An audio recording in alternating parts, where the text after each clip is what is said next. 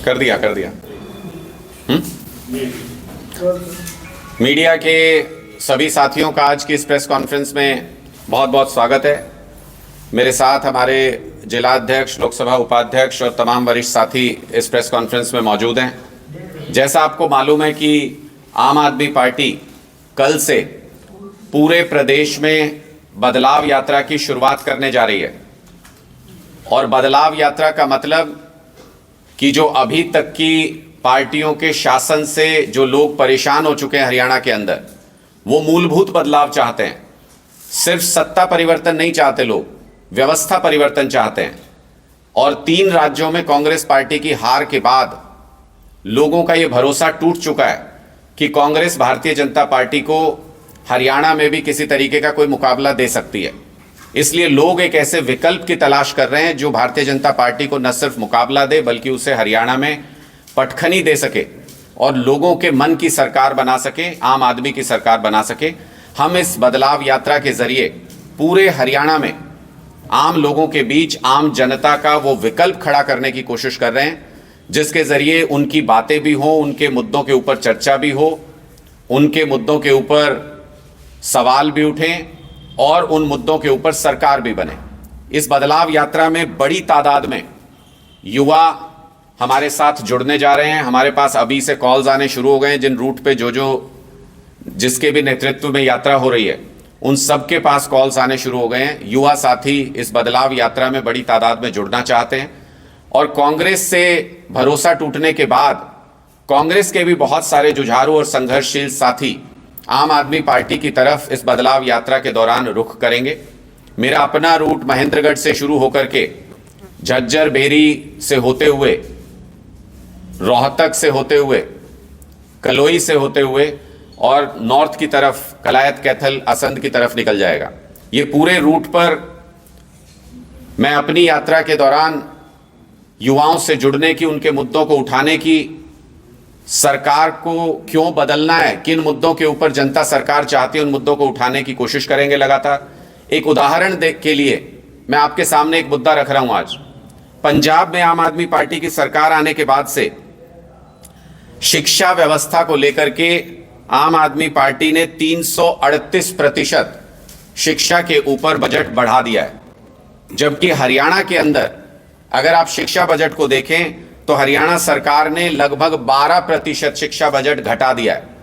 यह अपने आप में सरकार की प्रायोरिटीज दिखाता है कि हरियाणा की सरकार गरीबों को, आम आदमी के बच्चों को शिक्षा से महरूम रखना चाहती है, सरकारी स्कूलों को बंद करना चाहती है, सरकारी शिक्षा व्यवस्था को बर्बाद करना चाहती है। 40,000 के आसपास स्कूलों के अंदर पद खाली पड़े हैं सरकारी स्कूलों के अंदर हरियाणा में। ये सारी चीजें ये बताती हैं कि शिक्षा भारतीय जनता पार्टी की प्रायोरिटी में नहीं है। दूसरी तरफ 325% बढ़ोतरी करके पंजाब के अंदर आम आदमी पार्टी की सरकार ने यह बताया कि हम शिक्षा को बहुत महत्व देते हैं और आम आदमी और गरीब के बच्चों को अच्छी शिक्षा मिल सके, इसका पूरा इंतजाम करते हैं। यही बदलाव हम हरियाणा के अंदर भी देखना चाहते हैं। यही बदलाव हरियाणा के लोग हरियाणा के अंदर देखना चाहते हैं। इसलिए इस बदलाव यात्रा में सभी लोगों से जुड़ते हुए, उनके मुद्दों को समझते हुए हरियाणा में भी एक नई सोच की, एक मजबूत सरकार आ सके, इसके लिए प्रयत्न करेंगे। साथ ही साथ आपने ये भी देखा होगा कि भारतीय जनता पार्टी ने जो भी वादे किए, उन सभी वादों के ऊपर, उन कसौटी पर अब भारतीय जनता पार्टी खरी नहीं उतर रही है। भारतीय जनता पार्टी कहती थी देश पहले से ज्यादा सुरक्षित हो गया, लेकिन आपने देखा संसद में किस तरीके से सिक्योरिटी ब्रीच हुआ। तो पूरे देश में इस वक्त सुरक्षा को लेकर के चिंता का माहौल है कि क्या भारतीय जनता पार्टी के राज में वाकई देश सुरक्षित है। जब संसद ही सुरक्षित नहीं है तो फिर देश के बाकी हिस्सों में सुरक्षा का क्या हाल होगा। हरियाणा में भारतीय जनता पार्टी की सरकार कहती थी कि हम शिक्षा अच्छी कर देंगे। ये कहते थे हम चिराग योजना ले आए, वो चिराग कभी जला ही नहीं गरीब बच्चों के घरों में, उससे कभी गरीब बच्चों को शिक्षा मिल ही नहीं पाई। इनकी सारी योजनाएं फेल हो गई। तीर्थ यात्रा योजना अनाउंस की, वो लागू नहीं कर पाए।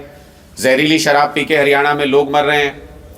स्कूलों के ऊपर, शिक्षा विभाग के ऊपर 5 लाख रुपए का फाइन हाईकोर्ट ने खुद लगाया जब उन्होंने कहा कि ना टॉयलेट हैं, ना टीचर्स हैं, ना कमरे हैं, ना बेंचेस हैं, कोई सुविधा हरियाणा के स्कूलों में नहीं दे पाए। तो भारतीय जनता पार्टी हरियाणा में भी अपने वादे निभाने में नाकाम रही।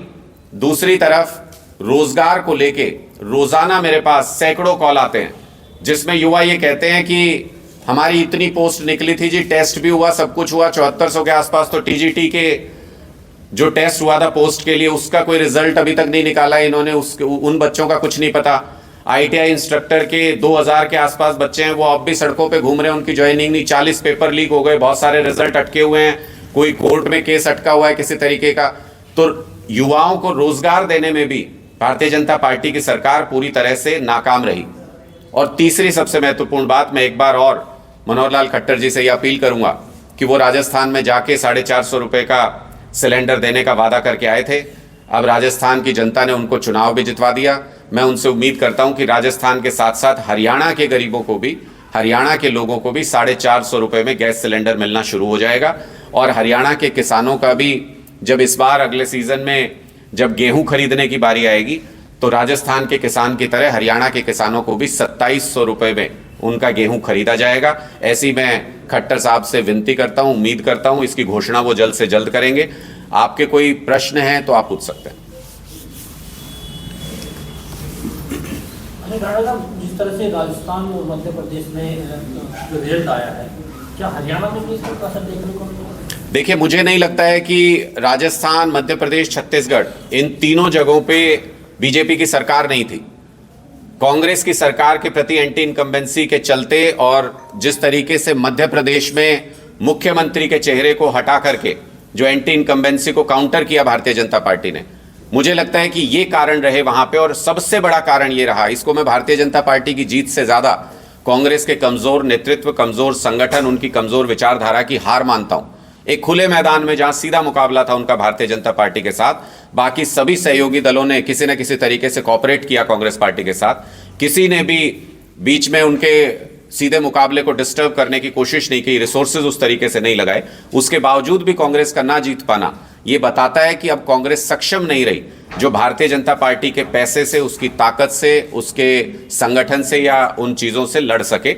ना उनके पास रणनीति उस तरीके की रहती है, ना नेतृत्व उस तरीके का रहता है। तो मुझे लगता है कि भारतीय जनता पार्टी की नीतियों की जीत नहीं है। नीतियों की जीत तब होगी जब उन्होंने जो वादे किए वहां पे वो उसको निभाएंगे। भारतीय जनता पार्टी जानी जाती है इस चीज के लिए कि चुनाव के वक्त जो वादे करते हैं उसको बाद में जुमला बता करके छोड़ देते हैं, उसको लागू नहीं करते हैं। लेकिन इंडिया गठबंधन का नेतृत्व भी कांग्रेस कर रही थी, क्या लगता है कि अब आप बता रहे हो नेतृत्व कमजोर है कांग्रेस का, तो कैसे चल पाता है? देखिए, बहुत स्पष्ट है। इंडिया गठबंधन के बारे में हमने बार बार कहा है कि इन 3 राज्यों में हार के बाद कांग्रेस को रीथिंक करना चाहिए।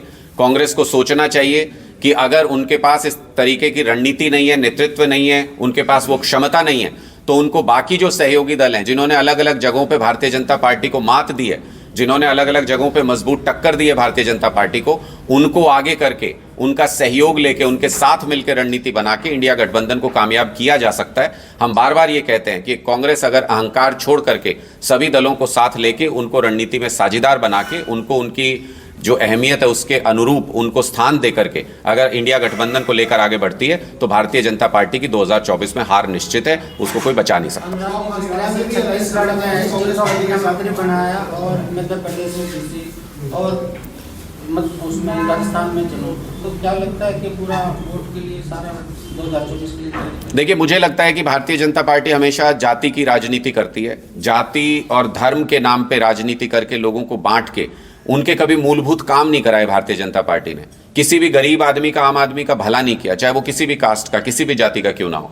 तो मुझे लगता है कि जाति के आधार पर राजनीति करना और सिर्फ इसलिए किसी को कोई अधिकार देना, किसी को कोई जगह देना कि कोई विशिष्ट जाति से है, मुझे ये सही नहीं लगता है। भारतीय जनता पार्टी के सीनियर लीडरशिप में, उनके कैडर में जबरदस्त नाराजगी है कई जगहों पे इस बात को लेकर के कि उनको बाईपास करके, उनको ओवर रूल करके, उनकी सीनियोरिटी को छोड़ करके कई लोगों को महत्वपूर्ण स्थान दिए गए हैं। इसको लेके भारतीय जनता पार्टी के ही कैडर में जबरदस्त नाराजगी है। उस नाराजगी का फल आने वाले समय में भारतीय जनता पार्टी को देखने को मिलेगा। अनुराग जी, आपने कहा कि एमपी में जैसे उन्होंने सीएम का फेस कोई प्रोजेक्ट नहीं किया और इस वजह से इलेक्शन जीत गए, आपकी पार्टी कोई सीएम का फेस प्रोजेक्ट करेगी हरियाणा में? देखिए, ये सब चुनावी रणनीति है और मैंने जैसा आपको कहा कि हमारे पास अनुभव है 2 बार दिल्ली में भारतीय जनता पार्टी को पटखनी देने का और फिर एमसीडी चुनाव में 15 साल पुरानी उनकी सरकार तोड़ने का।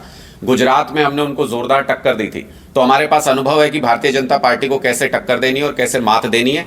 हरियाणा के हिसाब से, हरियाणा की जो रणनीति हमारी पार्टी की बनेगी उसके हिसाब से जो अनुकूल होगा, समय पे वो निर्णय लेंगे। अभी इस बारे में मैं कुछ भी स्पष्ट नहीं कर सकता। आपने इंडिया गठबंधन की बात की, तो क्या हरियाणा में भी आम आदमी पार्टी कांग्रेस के साथ अलायंस करना चाहेगी? देखिए, इंडिया गठबंधन लोकसभा चुनाव के लिए एक सोच है सभी दलों की, जिसमें ये माना गया कि तानाशाही खत्म करने के लिए। आपने कल ही देखा कि किस तरह से सीईसी को लेकर के जो कानून लाया गया, इलेक्शन कमीशन को लेकर के, उसमें सरकार जिसको चाहेगी उसको इलेक्शन कमिश्नर बना देगी। तो ये पूरे लोकतंत्र को कंट्रोल करना चाहते हैं, तानाशाही लाना चाहते हैं मोदी जी। उसको टक्कर देने के लिए सभी दलों ने एक राय की कि मिल करके समान विचारधारा से समान टेबल पे बैठ करके उस पर चर्चा करके चुनाव लड़ेंगे।